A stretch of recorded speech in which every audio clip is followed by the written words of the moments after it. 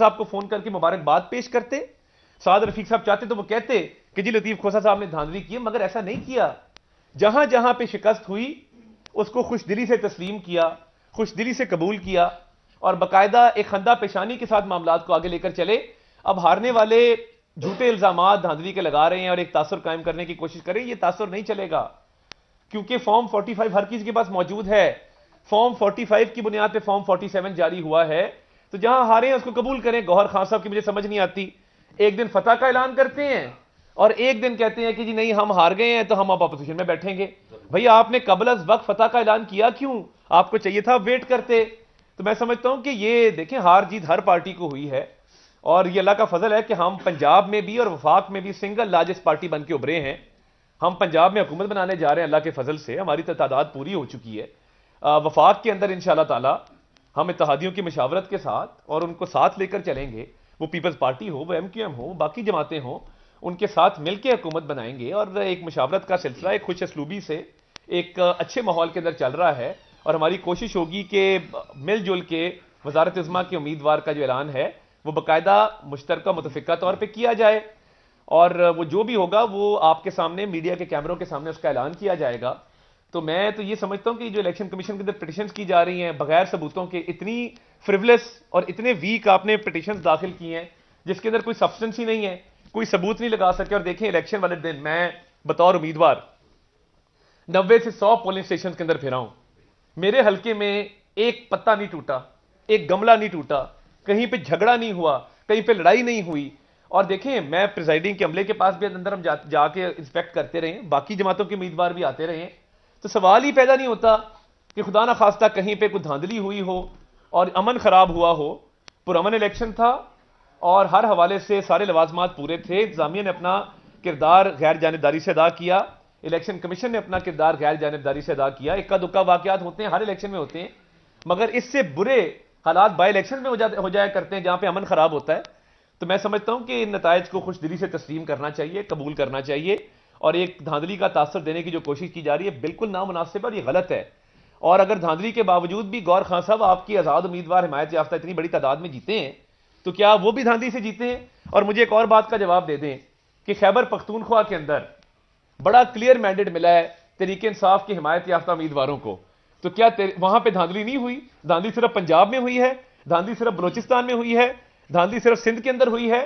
तो ये काम ना करें। अगर आपके KPK में आपके उम्मीदवार जीत गए हैं तो वहां धांधली नहीं है, और सिंध में, खैबर पख्तूनख्वा में, पंजाब में हार गए तो वहां पे धांधली हो गई है।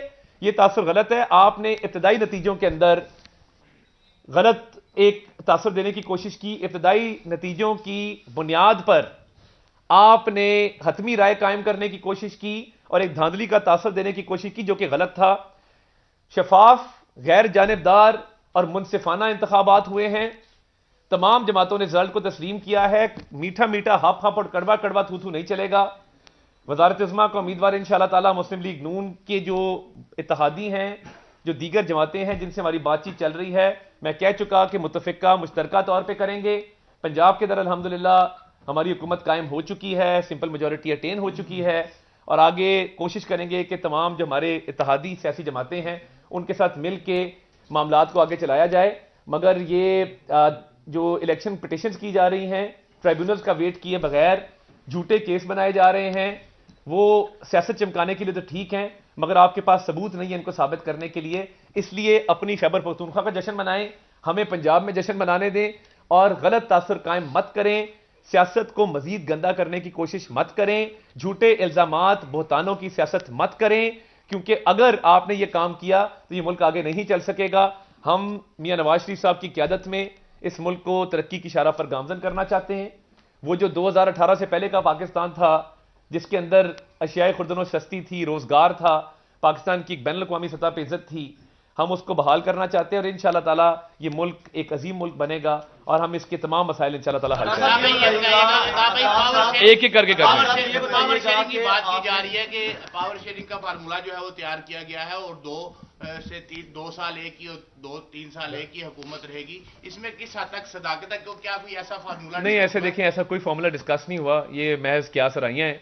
और मैं समझता हूं कि इत्तेहादियों के साथ जब भी हमारे मामला तय पाएंगे, आप पूरा पाकिस्तान इस वक्त देख रहा है, आपकी टीवी की स्क्रीन दिखा रही हैं, तो आपके सामने मुश्तरका मुतफिका तौर पे वज़ीर आज़म के उम्मीदवार का ऐलान किया जाएगा।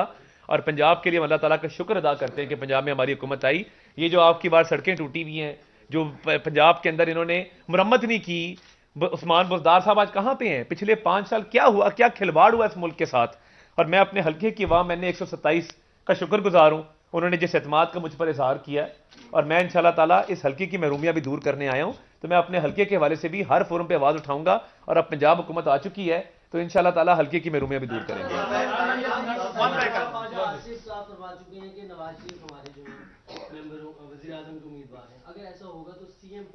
नहीं, देखें, ये मेरा नहीं ख्याल उन्होंने ऐसी बात की है। मैं आपको ऑफिशियल पार्टी पोजीशन स्टेट कर रहा हूं कि अभी तक कोई फैसला नहीं हुआ। ये वजारत उज़्मा का फैसला इत्तेहादियों के साथ मिलकर किया जाएगा, और मैंने मुतफिका तौर पे लफ्ज इस्तेमाल किए, मुतफिका तौर पे किया जाएगा।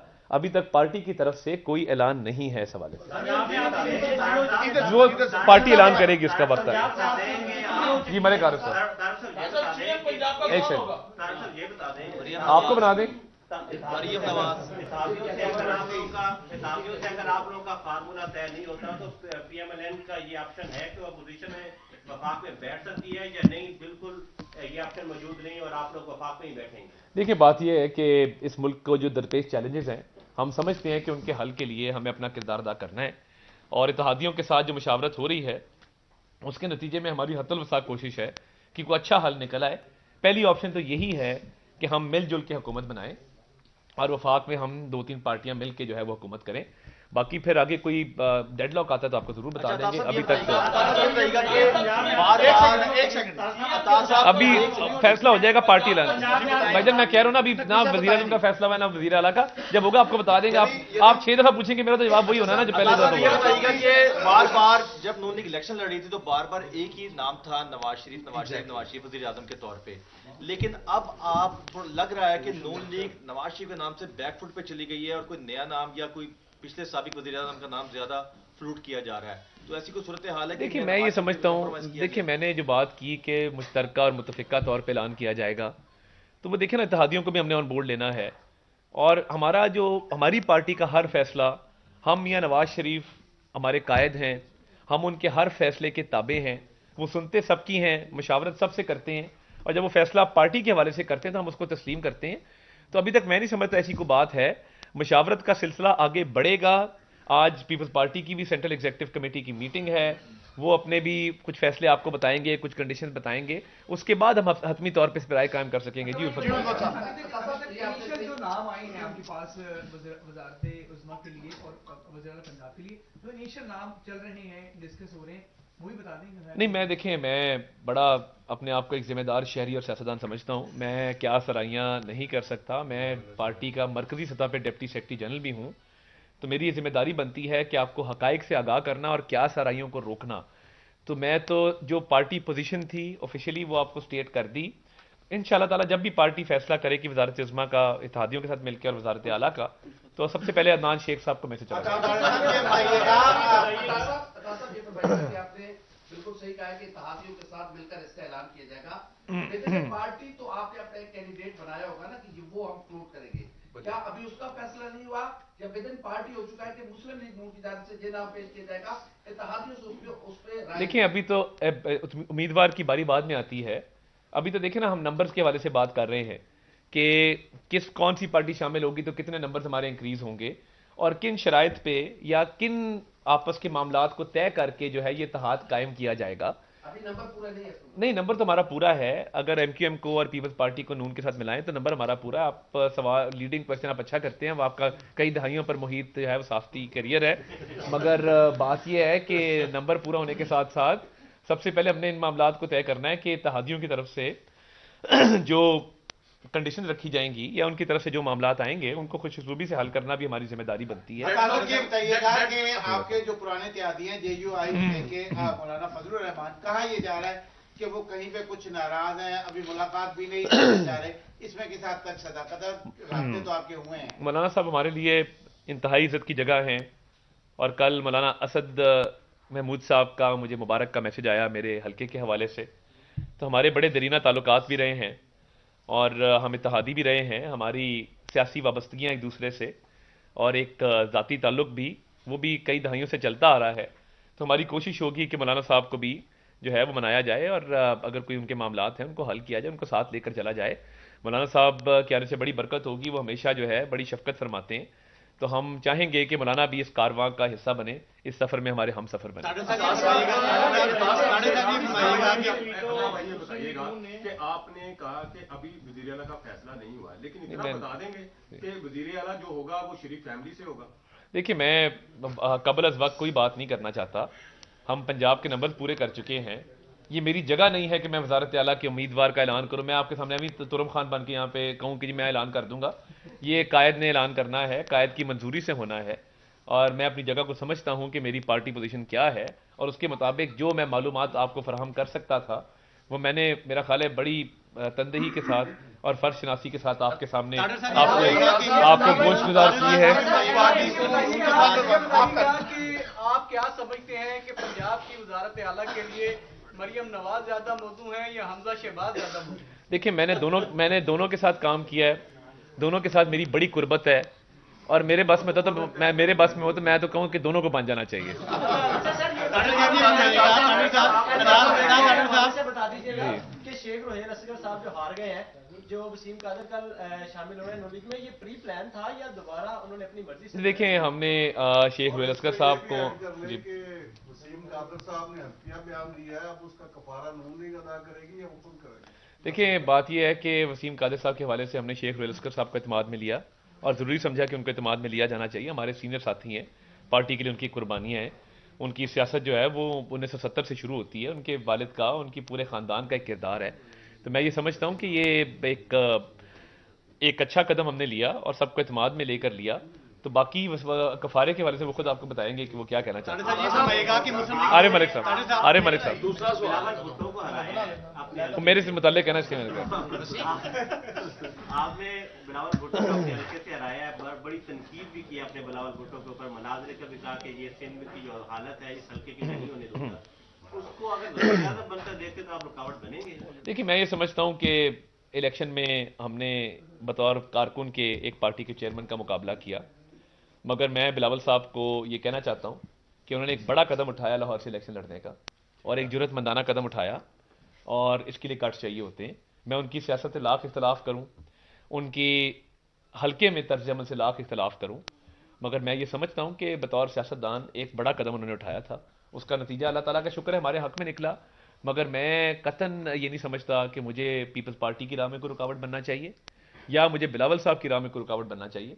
तो I wish him all the best, उनको मुबारकबाद पेश करते हैं। उन्होंने लड़काना से और एक और सीट उन्होंने कहीं से निकाली है, तो I wish him all the best. Muslim League Noon के बतौर जमात पाकिस्तान पीपल्स पार्टी और एमकेएम के साथ बाकायदा तौर पर मुज़ाकरात हो चुके हैं। शराकत इक़्तिदार का जो फार्मूला है यकीनी तौर के ऊपर वो भी डिस्कस हुआ होगा, क्या लेना है क्या देना है।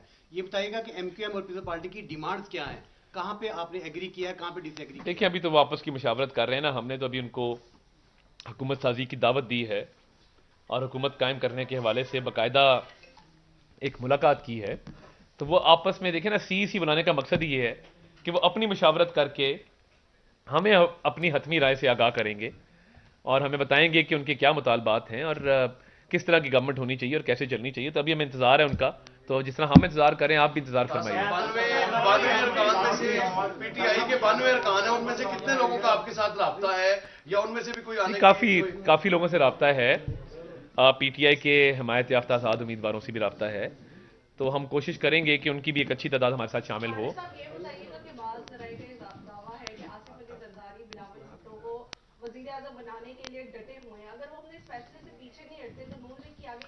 देखिए, इसीलिए मुज़ाकरात होते हैं ना कि आप थोड़ा सा आप पीछे हटते हैं, थोड़ा सा वो हटते हैं, थोड़ा आप आगे आते हैं वो पीछे हटते हैं, वो आगे आते हैं आप पीछे हटते हैं, तो ये चीज़ें चलती रहती हैं। तो कोई हतमी, मैंने कहा, इस पर भी बात नहीं की जा सकती। अभी बड़ी इब्तिदाई, अभी हमारे पास दिन है और ये भी इब्तिदाई जो है वो मुज़ाकरात का मरहला चल रहा है। ये मरहला अपने हतमी मराहिल में दाखिल होगा तो फिर आपके सामने सारी मालूमात रख देंगे। मेरा ख्याल है रिपीट हो रहे हैं सवाल। थैंक यू जी, बहुत शुक्रिया। आखिरी भाई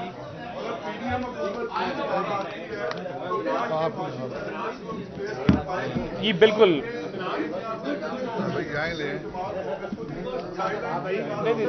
नहीं देखिए, उनका तो मुझे नहीं पता, मगर हम इत्तेहादियों के साथ मिलकर IMF के चैलेंज को निपटेंगे इंशाल्लाह।